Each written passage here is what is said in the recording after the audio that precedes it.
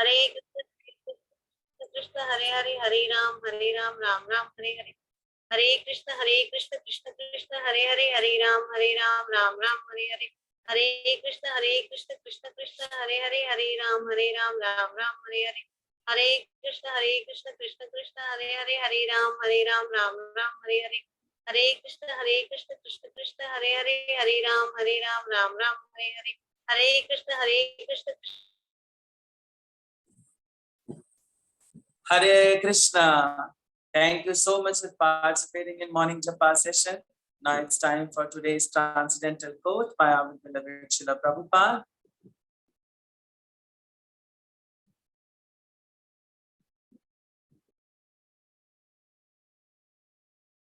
So today is July 11th and today's quote is, you have asked if it is true that the spiritual master remains in the material universe until all his disciples are transferred to spiritual world.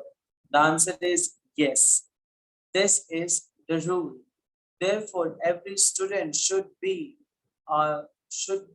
very much careful not to commit any offense that will be detrimental to this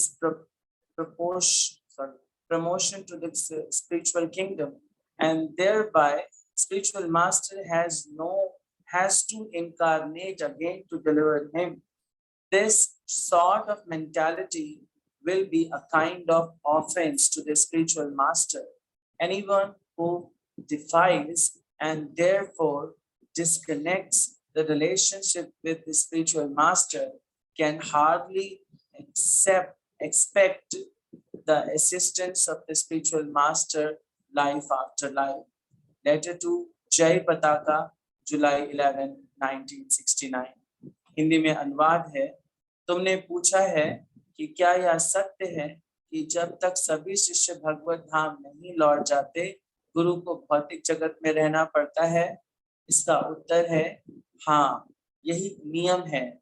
इसलिए प्रत्येक शिष्य को चाहिए कि वह सदैव सावधान रहे और ऐसा कोई अपराध ना करे जो भगवत धाम जाने के लिए प्रतिकूल हो, क्योंकि उसका उद्धार करने के लिए गुरु को पुनः अवतार लेना पड़ेगा। इस प्रकार की मानसिकता गुरु के प्रति अपराध है। जो भी गुरु अवज्ञा करता है और गुरु के साथ अपना संबंध तोड़ता है, वह जन्म जन्मांतर तक गुरु की सहायता की अपेक्षा नहीं कर सकता।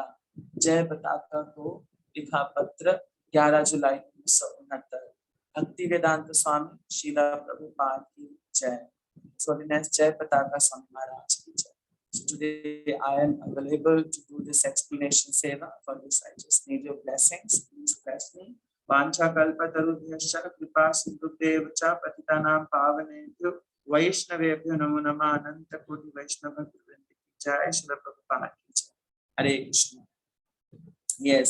So आज के कोट में श्रील प्रभुपाद हमें बता रहे हैं कि एक्चुअली जब कोई दीक्षा ले लेता है या गुरु को एक्सेप्ट कर लेता है तो उसके क्या क्या कर्तव्य हैं, ये कंटेक्स्ट चल रहा है। हिज होलीनेस जय पताका स्वामी महाराज प्रश्न पूछ रहे हैं श्रील प्रभुपाद से। श्रील प्रभुपाद से प्रश्न इस प्रकार पूछा गया है कि यदि इस भौतिक जगत में कोई गुरु है और उसने अपने शिष्यों को जब तक भगवत धाम नहीं पहुंचा दिया तब तक क्या वो भी भगवत धाम नहीं जाएगा? वो भी इस भौतिक जगत में बार बार जन्म लेता रहेगा? तो इस प्रश्न पर श्रील प्रभुपाद उत्तर देते हुए कहते हैं हाँ, यही नियम है। नियम यही है कि जब तक एक गुरु अपने समस्त शिष्यों को भगवत धाम नहीं पहुंचा देगा तब तक वो भी भगवत धाम नहीं जाएगा। क्योंकि जब दीक्षा दिया जाता है ना, तो दीक्षा देने के समय जो गुरु महाराज होते हैं वो हमारी जिम्मेदारी लेते हैं। हम उनको अपना पिता स्वरूप एक्सेप्ट करते हैं। तो पिता सिर्फ बनने के लिए पिता नहीं होता। आध्यात्मिक पिता तब तक पिता रहता है जब तक वो अपने बच्चों को आध्यात्मिक जगत में डिलीवर ना कर दे, जब तक उसको परम पिता से ना मिला दे, तब तक उसकी जिम्मेदारियां पूरी नहीं होती। और बिना जिम्मेदारी पूरा किए आप इस बंधन से मुक्त नहीं हो सकते। यानी गुरु हम पे इतनी ज्यादा कृपा करते हैं कि हमें बांध लेते हैं स्वयं से, और तब तक के लिए बांध लेते हैं जब तक के लिए वो हमें उस पर्टिकुलर पर्सन को हैंड ओवर ना कर दें जिनसे एक्चुअली हमारा नित्य संबंध है। अब से कुछ दिन पहले हमने श्रील प्रभुपाद का एक कोट पढ़ा था, जिसमें श्रील प्रभुपाद जदुरानी माता को बोल रहे थे कि मैं तुम्हारा आध्यात्मिक पिता हूँ और कृष्ण तुम्हारे आध्यात्मिक पति हैं, और मेरी जिम्मेदारी है कि तुम्हारा विवाह उनसे करा देना। तब तक तुम मेरे और अपने पति दोनों के प्रति बहुत शरणागत रहोगे, बहुत थैंकफुल रहोगे। एक्चुअली में यही रियल आइडेंटिटी है। जैसे इस भौतिक जगत में एक पिता अपनी पुत्री का विवाह जब तक नहीं कर देता है, वो अपनी जिम्मेदारियों से मुक्त नहीं हो सकता। इवन समाज के सभी लोग उसके कहेंगे कि तुम्हारी बेटी का विवाह नहीं हुआ, तुम क्या कर रहे हो उसके विवाह के लिए, तुमने क्या प्रयास करे, तुमने क्या क्या तैयारी करी, है ना। तो ये गुरु का कर्तव्य है। आज के कोर्ट के पहले पार्ट में श्रील प्रभुपाद ये बता रहे हैं, ये नियम है कि गुरु जब तक इसको डिलीवर नहीं कर देगा, जब तक एक पिता अपनी पुत्री को पति के हवाले नहीं कर देगा, तब तक वो अपनी जिम्मेदारियों से मुक्त नहीं होगा। यानी अगर वो आप एक्सेप्ट कर रहे हैं तो वो आपको पुत्र रूप में एक्सेप्ट कर रहे हैं, जब तक आपको वो डिलीवर नहीं कर देंगे, is not free from this material world. गुरु को बार बार अवतार लेना पड़ेगा। नेक्स्ट पार्ट में श्रील प्रभुपाद बोल रहे हैं, किंतु जो स्टूडेंट है, जो शिष्य है, उसको कोई भी ऐसा कार्य नहीं करना चाहिए जो उसके भगवत धाम जाने के प्रतिकूल है। कौन से ऐसे कार्य हैं? 4 नियमों का उल्लंघन। साथ ही साथ श्रील प्रभुपाद ये बताते हैं, गुरु की अवज्ञा। हमारे जो वर्तमान गुरु वृंद हैं, जो दीक्षा दे रहे हैं, वो भी देश काल समय परिस्थिति के अनुसार अलग अलग इंस्ट्रक्शंस दे रहे हैं। तो उन अलग अलग इंस्ट्रक्शंस यानी वो गुरु की आज्ञा का अगर भी आप पालन नहीं करते हैं, तब भी आप अपने गुरु के लिए हर्डल्स क्रिएट कर रहे हैं। गुरु सबको बोल रहे हैं भगवत धाम जाना है, और आपकी वजह से वो रुक जा रहे हैं। So don't be the cause behind it, be the reason so that the Guru Maharaj हमारे साथ चलें और हमें वहां पे अपने सर्विसेज अलॉट करें। वो तब तक नहीं जा सकते जब तक हम उनके दिए गए आदेशों का पालन नहीं करते। हम जब नाम अपराध पढ़ते हैं, भगवान के प्रति किए जाने वाले 10 नाम अपराध, जिनका आप लोगों ने अभी टेस्ट भी दिया है, तो 10 नाम अपराधों में तीसरा नाम अपराध है गुरु की अवज्ञा करना। यानी गुरु जो ऑर्डर दे रहे हैं उसको ना मानना। गुरु ऑर्डर अगर दे रहे हैं, एक और बात बड़ी ये दिमाग में हमेशा रखने वाली है, गुरु जैसा बोल रहे हैं एज इट इज करना चाहिए। गुरु की बातों में कोई मिक्सिंग नहीं करनी चाहिए। गुरु ने अगर आपसे 1 गिलास पानी मांगा है तो पानी ही देना चाहिए। आप उसमें शरबत मिला के उनको नहीं दे सकते। दिस इज सो गुरु अगर आपसे कह रहे हैं do this this this, so you have to do this this this. There is no another contamination. Guru Maharaj अगर आपसे कह रहे हैं कि चाइना में जाकर प्रचार करो तो करो। गुरु महाराज कह रहे हैं काबुल में प्रचार करो तो करो। क्योंकि गुरु महाराज जब हमें आदेश देते हैं, कोई कोई जब सिद्ध पुरुष, कोई भी तत्व ज्ञानी व्यक्ति जब हमें आदेश देता है, तो वो हमें ऊर्जा भी देता है, हमें एनर्जी भी देता है। श्रील प्रभुपाद इसके जीवंत उदाहरण है। श्रील प्रभुपाद के शिष्य इसके जीवंत उदाहरण है। एक व्यक्ति जिसको प्रभुपाद ये लेक्चर दे रहे हैं, वो पाश्चात्य देश से आए, उनको समझा रहे हैं। पाश्चात्य देश से आने वाले ये भगवत पुरुष जो श्रील प्रभुपाद के संपर्क में आए, इन्होंने अपना जीवन बदल दिया। श्रील प्रभुपाद की एक इंस्ट्रक्शन से इन्होंने अपना पाश्चात्य देश छोड़ के मायापुर जैसे ग्रामीण इलाके में रहना शुरू कर दिया। मायापुर के जो मंदिर है, उसके आप समझे तो मेन कर्ता धर्ता है हमारे परम पूज्य जय पताका स्वामी महाराज। जय पताका स्वामी महाराज को ये जो शक्ति है, जो इस समय भी महसूस कर रहे हैं, शारीरिक स्वास्थ्य सही ना होने पर भी, that is because of his Guru Maharaj Srila Prabhupada. तो गुरु महाराज के आदेशों का पालन करना कितना महत्वपूर्ण है, ये हमारे जो वर्तमान गुरु वृंद है वो हमें सिखाते हैं, है ना।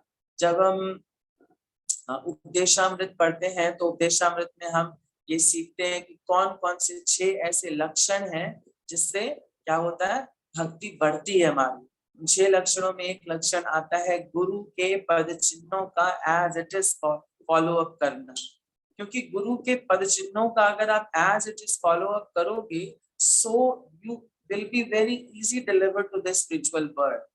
एंड आपके गुरु की भी जिम्मेदारी पूरी होगी, पिता की जिम्मेदारी पूरी होगी कि उसने अपनी पुत्री को एक करेक्ट पति को दे दिया, है ना। तो ये प्रयास करना चाहिए, क्योंकि गुरु के पास कृष्ण है और वो कृष्ण आपको बहुत आसानी से दे देंगे। आपको क्या करना है, उनके पीछे पीछे चलना है ना। कृष्ण से ही तुम्हारा कृष्ण दीते पारा, तुम्हारा शक्ति আছে अमित कंगाला, कृष्ण कृष्ण बोली खाई तब पाछे पाछे, ओ हे वैष्णव ठाकुरा दया रसागरे दासे करुणा करी। This is the भाव of a disciple। शिष्य होता है, उसका ये भाव होता है, ओ हे वैष्णव ठाकुर, हे वैष्णव ठाकुर मीन्स किंग, दया करिए। कृष्ण से ही तुम्हारा, कृष्ण तुम्हारे हैं, कृष्ण दीते पार, तुम्हारे लिए कृष्ण को दे देना बड़ी बात नहीं है, तुम कृष्ण देते हो, तुमने कृष्ण मुझे दिया है। हमें हरिनाम कौन दे रहे हैं, महाराज दे रहे हैं, हमारे गुरु महाराज दे रहे हैं। तुम्हारा शक्ति आछे, ये आपकी शक्ति है कि आप हमें कृष्ण दे सकते हैं। तो हमें क्या करना है, हम अमित कंगाल, हम खाली हैं पूरी तरह से, कई जन्मों से भगवान के नाम के हम खाली हैं। क्या करना है, कृष्ण कृष्ण बोली ढाई तावा पाछे पाछे, पाछे पाछे मीन्स उनके इंस्ट्रक्शंस को as it is follow up करना, है ना। कृष्ण कृष्ण बोल के बस गुरु महाराज के पीछे पीछे चल देना है। This is the responsibility of a disciple. ये एक जिम्मेदारी है एक शिष्य की, वो अपने गुरु द्वारा दिए गए निर्देशों को एज इट इज पालित करे, है ना। ये गुरु महाराज के लिए भी फेवरेबल है। हालांकि गुरु महाराज इस भौतिक जगत में बार बार अवतार ले रहे हैं, क्यों, सिर्फ आपके लिए, क्योंकि उन्होंने आपकी जिम्मेदारी ली है। तो जब तक आपका विवाह कृष्ण से नहीं करा देंगे, पिता अपनी जिम्मेदारियों से मुक्त नहीं होगा। जब तक एक पुत्री को उसका सुयोग्य पति दैट इज कृष्णा नहीं मिल जाएंगे, तब तक पिता चिंतित रहेगा पिता को। सो don't be the cause behind the चिंता ऑफ आवर गुरु महाराज। चिंता मुक्त करिए। कैसे चिंता मुक्त करना है, उनके आदेशों का एज इट इज फॉलो करें। कृष्ण कृष्ण बोली ढाई तावा पाछे पाछे, पीछे पीछे चलना। So thank you so much. That's all I understood from today's transcendental quote by our beloved Srila Prabhupada. Now it's time for today's shloka. So हम श्लोका कर रहे हैं chapter 11 विश्वरूप, and आज का श्लोका है 49 नंबर। डिसाइड करने के लिए हमारे साथ हैं सुभाष प्रभु जी। हरे कृष्णा प्रभु जी। हरे कृष्णा, सुभाष प्रभु जी अनम्यूट करिए। हरे कृष्णा प्रभु जी। यस प्रभु जी, मैं स्क्रीन शेयर कर रहा हूँ श्लोका। धन्यवाद प्रणाम प्रभु जी।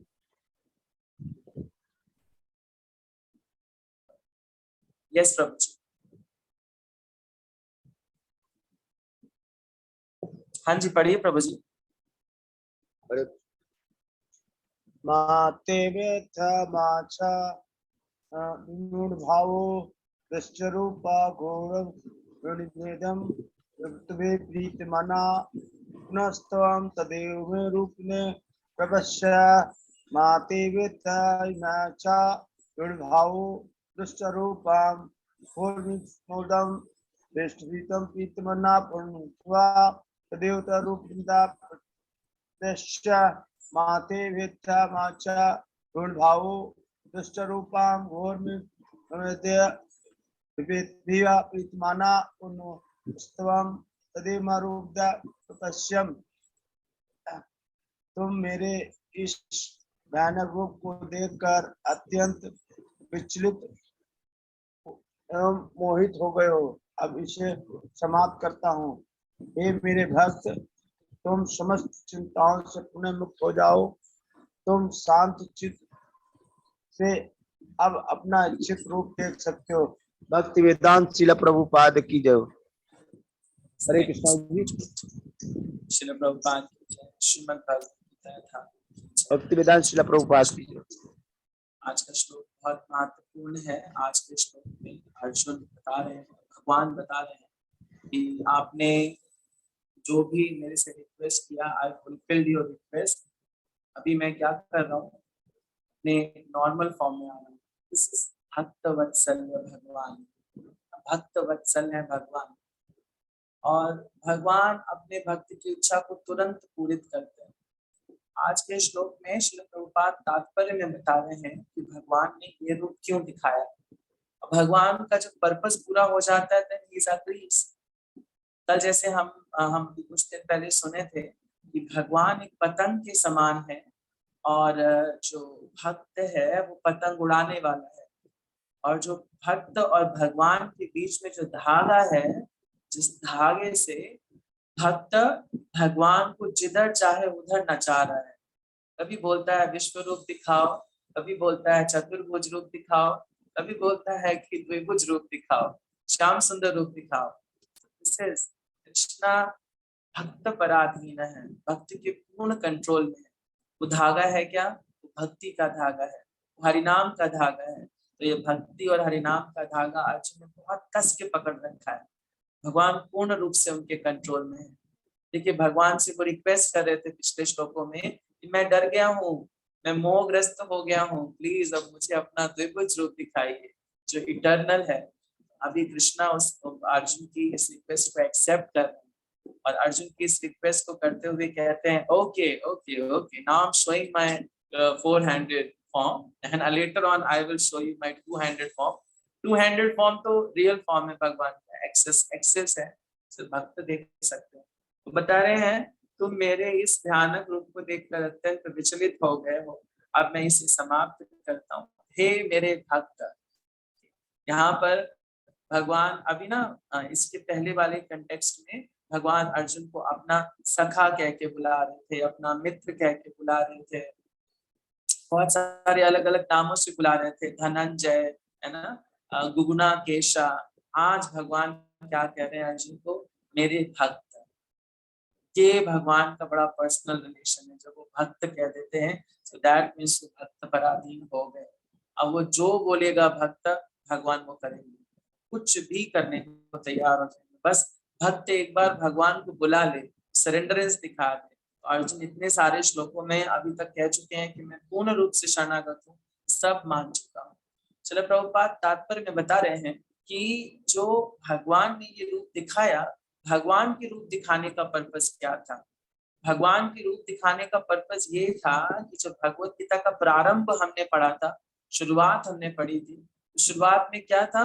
अर्जुन कह रहे थे नहीं, मैं लड़ाई नहीं करूंगा, मुझे लड़ाई नहीं करनी।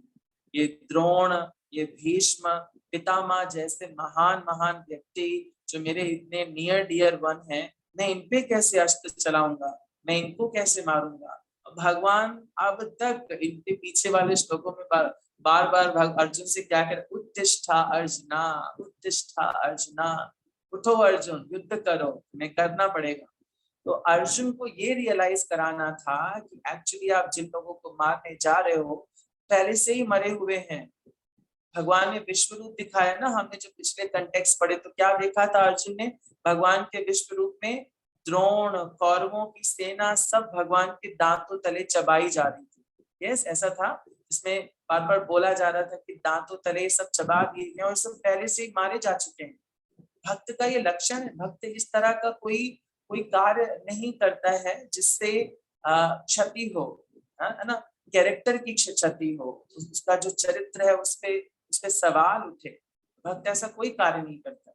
इन जनरल ये भी बताया जा रहा है कि ऐसे ही नहीं हमें लोगों को मार देना चाहिए, है ना। हम सोचे जैसे अर्जुन ने अपने डियर और नियर को मार दिया तो हम भी तलवार उठाए मार दें। चलो, प्रभुपाद इसमें बड़ी अच्छी बात लिख रहे हैं, ठीक है। यह दृश्य अर्जुन को इसलिए दिखाया गया क्योंकि भक्त शांत होते हैं। कैरेक्टर श्रील प्रभुपाद बता रहे हैं, भक्त शांत होते हैं, भक्त उग्र नहीं होते हैं। इन जनरल आप देखो, लोग बोलते हैं कि भगवत गीता तो एक ऐसा ग्रंथ है जिसमें युद्ध करने को बोला जा रहा है, युद्ध के लिए प्रवोक किया जा रहा है। बट युद्ध के लिए प्रवोकेशन क्यों करी जा रही है? क्योंकि जिन लोगों के लिए ऐसा किया जा रहा है वो भगवान स्वयं कह रहे हैं, और भगवान उन लोगों को ऑलरेडी मार चुके हैं। मतलब इसका दोष अगर अर्जुन सोचे उनको पड़ने वाला है, जैसा अर्जुन सोच रहे हैं कि इससे अच्छा, जैसे आप पीछे वाले कंटेक्स्ट पढ़ो तो पीछे वाले कंटेक्स्ट में क्या था कि हस्तिनापुर का राज लेने से बेहतर, स्वर्ग का राज लेने से बेहतर तो भीख मांग कर खाना है ना। क्षत्रिय धर्म को भूल रहे थे आज। भगवान क्या बता रहे हैं, मैंने इन सबको ऑलरेडी मार रखा है, तुम्हें कुछ नहीं करना है, तुम्हें जस्ट इसको कंप्लीट करना है। Why? Because you are my disciple, I am giving you instruction. Krishna गुरु हैं, परम गुरु हैं, तो वो आदेश दे रहे हैं, आपने करना है। तो अर्जुन को ये रियलाइज दिखाने के लिए कि इन सबको मैं पहले से ही मार चुका हूँ, अब इनकी कोई स्थिति रह नहीं गई कि आप इनको मारो, पहले से ही मरे हुए हैं। क्योंकि भक्त शांत होता है, इस तरह के सवाल उसके हृदय में आना जायज है, लेकिन भगवान उसको ये रूप दिखा के पूरा पैसिफाइड कर चुके हैं कि there is no need to worry, अब ये सारे लोग मर चुके हैं। फिर आगे बोलते हैं, जब अर्जुन कृष्ण के चतुर्भुज रूप को देखना चाह रहा था, अतः उन्होंने यह रूप दिखाया। भक्त कभी भी विश्व रूप देखने में रुचि नहीं रखता है, भी पीछे पड़ चुके। भक्त किस रूप में इंटरेस्टेड है? भक्त इस रूप में इंटरेस्टेड है कि भगवान का इटर्नल फॉर्म देखे, चतुर्भुज फॉर्म देखे, चतुर्भुजम। जैसे हम विष्णु सहस्त्र नाम पढ़ते हैं तो विष्णु सहस्त्र नाम में भगवान का एक नाम क्या आता है? चतुर्भुजम, चतुर्भुजी है, शंख चक्र गदा पद्म लिए भगवान का एक फॉर्म है, इटर्नल फॉर्म है। कोटि ब्रह्मांडों में भगवान का यही फॉर्म चलता है। और गोलोक वृंदावन में most confidential, most personal form है, व्हाट इज दैट? यम श्याम सुंदरम अचिंत्य गुणा स्वरूपम, श्याम सुंदर वेणुम वनंतम अरविंद दलायताक्षम, बांसुरी बजाते हैं, तो ये भगवान का रूप दिया गया। तो भक्त ये रूप देखना चाहता है, क्योंकि इस रूप को देखने के बाद उससे वो प्रेमाभूति करेगा और प्रेम का आदान प्रदान करेगा।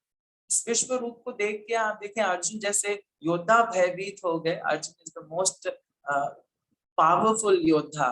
उस मतलब पांडवों में जो सबसे श्रेष्ठ योद्धा थे वो अर्जुन है ना। अपना गांडीव लेके जब अर्जुन खड़े हो जाए, त्रिभुवन कांप जाते थे। भगवान का विश्व रूप देख के वो कांप गए, मोहित हो गए। आप भगवान से कह रहे हैं, यस आई अंडरस्टूड कि जिनको मुझे मारना है ऑलरेडी मरे हुए हैं। क्यों मारना है मुझे इस भौतिक स्तर पर? क्योंकि उन्होंने बहुत कुकृत्य किए हैं। भगवान स्पेशल प्रभुपाद तात्पर्य में बताते हैं कि जैसे जब असत सभा, जब द्रौपदी का चीरहरण हो रहा था, तो शासन क्या कर रहा था? दुशासना धृतवस्त्र केशा, दुशासन उनके वस्त्र और केश खींच रहा था। उसी समय उसी सभा में ये द्रोण, ये भीष्म जैसे भी लोग बैठे थे, but they forgot their responsibility. उनका कर्तव्य था इस असत सभा में जो असत कृत्य हो रहे हैं, बीच में जाकर उनको रोकना, उनको ना रोकना उनकी इस मृत्यु का कारण है। तो जो भगवान है ये बता रहे हैं कि whatever the purpose behind to show my vishwa roop is sorted out. Now Arjun is surrender, he is my bhakta, now I am accepting him, now I am coming to my 400 form, chaturbhujam. तो चतुर्भुज फॉर्म में भगवान अभी आएंगे, अर्जुन को दर्शन देंगे। और जो पर्पस था कि जिन लोगों को आप इस कुरुक्षेत्र के युद्ध में मारने जा रहे हैं, दे आर ऑलरेडी क्रश्ड, मेरे दांतों द्वारा पहले से चबाए जा चुके। जस्ट आपने फॉर्मेलिटी पूरी करनी। Why? Because you accepted my guru, you accepted me as your guru, so आपने मेरे आदेशों का पालन करना है ना। धाई तव पाचे पाचे, तो जैसा कृष्ण बोल रहे हैं अर्जुन को बिल्कुल वैसा ही करना है। First time Krishna is calling Arjun as मेरे भक्त, बिकॉज भक्त भगवान को बहुत प्रिय है। और जब भक्त के अनुसार भगवान चल रहे हैं, जैसा बोल रहे हैं, आप देखें ना, बार बार वो अर्जुन जो बोल रहे हैं वो कर रहे हैं। ये बड़ा इंपॉर्टेंट कैरेक्टरिस्टिक है भगवत गीता के इस चैप्टर में। आप देखें तो पूरे कंटेक्स्ट को अगर आप समझे तो आप इसको समझ सकते हैं कि भगवान कैसे भक्त पर अधीन है ना। वो पतंग उड़ाने वाला और वो धागा इतना बेस्ट दिखता है कि भगवान पतंग रूपी है, अलग अलग अवतार ले रहे हैं, कभी नरसिंह, कभी वामन, कभी वरा, कभी कच्छप, कभी मत्स्य। पतंग जैसे नहीं एक जगह से दूसरी जगह ऐसे घुमा करती है। पतंग देखने में आपको स्वतंत्र लगती है दूर से देखने में, बट वो स्वतंत्र है नहीं। वो पतंग उड़ाने वाले के हाथ में है उसका कंट्रोल। और पतंग उड़ाने वाला कौन है? अर्जुन जैसा भक्त। धागा क्या है? वो जो इस पतंग को उड़ा रहा है, दैट इज भक्ति, है ना, हरिनाम। और उसके नाम पे वो भगवान को इधर उधर घुमा रहे हैं। बोले कभी विश्व रूप दिखाओ, कभी चतुर्भुज दिखाओ, कभी द्विभुज रूप दिखाओ। तो आप भगवान अपना चतुर्भुज रूप दिखाने वाले हैं पूरा 100% श्योरिटी के साथ।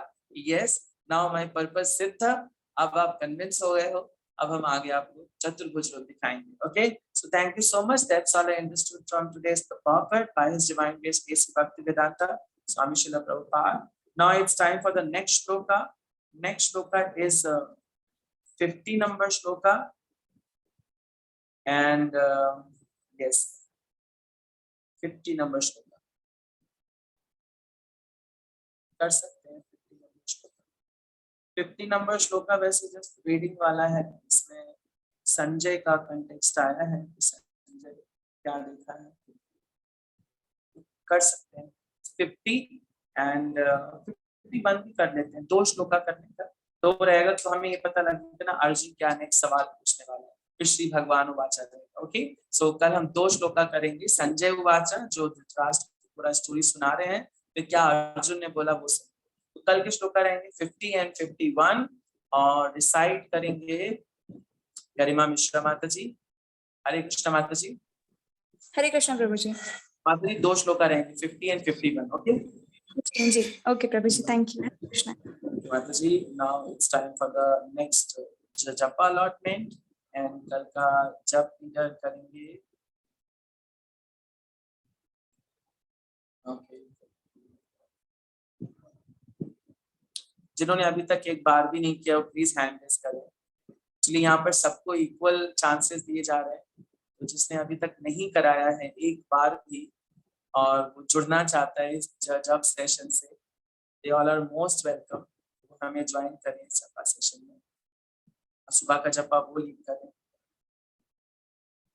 Okay, so I'm giving this opportunity to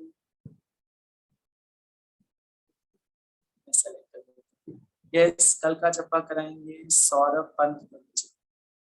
okay Saurabh Prabhu ji. Yes, Saurabh Pant Prabhu ji. Okay Saurabh Prabhu. Okay, सो कल का श्लोका रेसिटेशन कराएंगे गरिमा मिश्रा माता जी एंड कल का जपा करेंगे सौरभ पंत प्रभु जी। Now it's time for the announcement of the shloka of the week. So shloka of the week मैं screen पे लगा रहा हूँ। अभी हम श्लोका ऑफ द वीक ले रहे हैं 7वें अध्याय का 4था श्लोक। 7वें अध्याय का 4था श्लोक मैं स्क्रीन पे सेट करता हूँ।